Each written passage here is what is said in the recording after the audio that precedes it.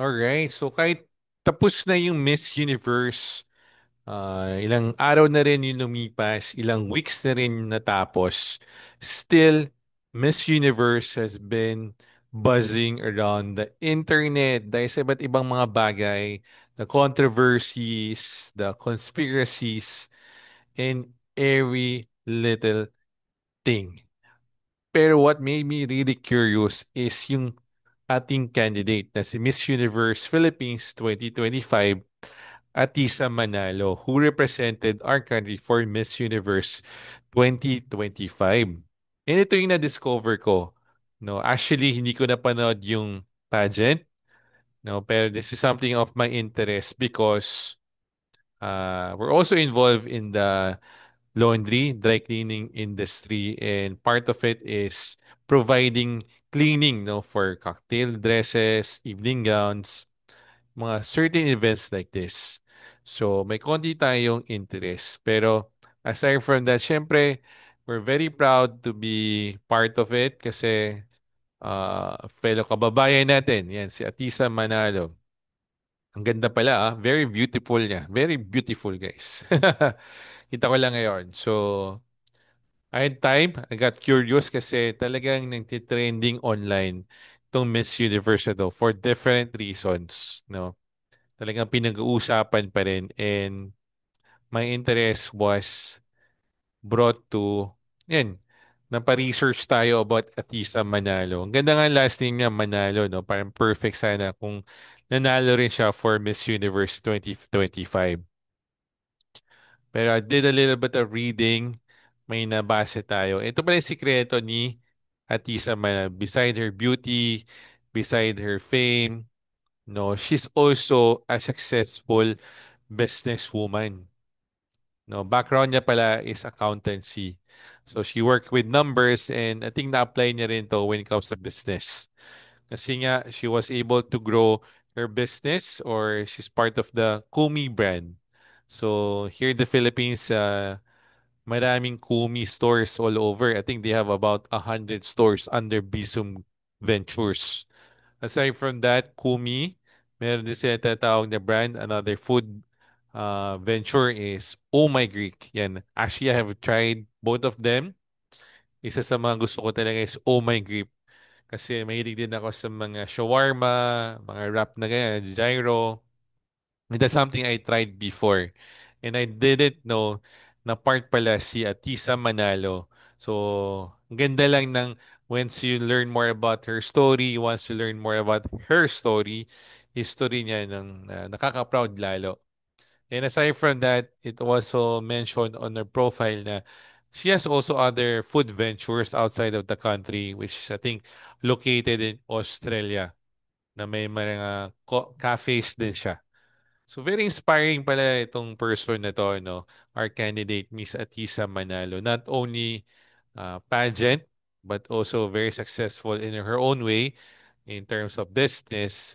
And at the same time, meron siyang advocacy to help inspire younger women like her to dream big and reach for their potential. And I think just knowing, reading about it really inspires us more, no? As business people, uh, hindi lang talaga ang habol natin is the bottom line. Hindi lang lagi yung magkano ba yung kinita natin. Magkano ba yung profit na meron tayo. No, beyond the business, beyond the numbers, we're also all about the people. I think that's where when we center our attention, when we focus all our energies to it, lagi nga, 'di ba? Ano ba yung kailangan ng customer natin? Ano ba yung service na hinahanap nila? Ito ba yung product talaga na makakasolve sa problem nila? Or does this bring that lasting impact? Or does this, what we do, really make a difference to another person's life? And I think that's the biggest lesson, the biggest takeaway from what little research I have done with Atisa Manalo, just jumping on the trend ng Miss Universe and to share it. Try to connect it with business, try to connect it with service na at the heart of what we do, no? It's all about sometimes the passion doon nagbo-born yung business natin. And even better if the business was born out of talagang solving problems, real world problems. Like for transportation, ba't ba tayo dumadami yung mga sasakyan? Kasi there's a problem of transporting one good to another, transporting mobility. No, we want to save time. Ba't ba nagkakaroon ng maraming EV cars ngayon? Kasi we want to also protect the planet. No, we don't want to destroy our environment in the process. And many much more other things that we can learn from business that really have done long lasting impact. And that's something that we can also think about, and that's something that we can also apply. Kung nasa business tayo, if we have our own careers, let's think beyond. Ano nga ba yung ginagawa natin? Okay lang naman, di ba? At first, we enjoy the income, we're there, we're motivated to earn more. Pero siguro baka hindi na yun sapat later on. We have to work for something bigger. We have to work for something uh hindi lang pang sarili natin, no? Uh, would this actually what I'm doing contribute to nation building? Does this contribute to making other people's lives? At the same time, does it also enrich my own personality? So those are mga questions. Those are things that we can take inspiration from Atisa Manalo, no? And I hope the next pageants, if ever they will take up another chance, given another opportunity, talagang she'll bring home the crown for our country. And she had already done so much. Pero in our own little way, I think we can also do that. No, we don't have to be a beauty pageant. We can also do it in our own, be an inspiration in our own space. Kunyari, you're a YouTuber. Kunyari, you work in an office job. O lalong-lalo na ngayon, no, we need more leaders. Talagang role models, talagang people with integrity, people will look upon for inspiration when it comes to government service. Medyo tainted tayo ngayon. Medyo iba yung image ng mga government officials natin, government workers natin. Pero that can change.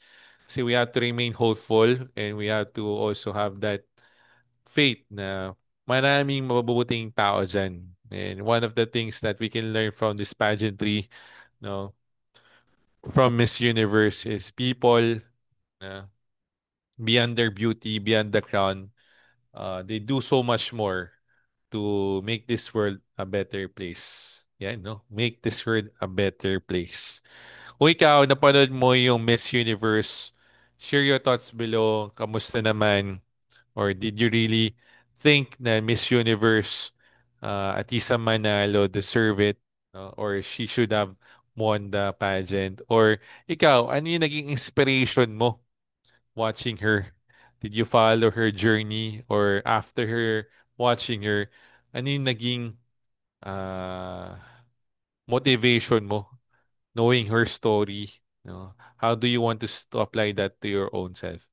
No, dami nating pwedeng matutunan from her, no? And other people as well. Marami naman tulad ni Manalo. I believe here in the Philippines or even outside of the Philippines, marami tayong pwedeng makuha na ng inspiration if you really want to make a huge difference here.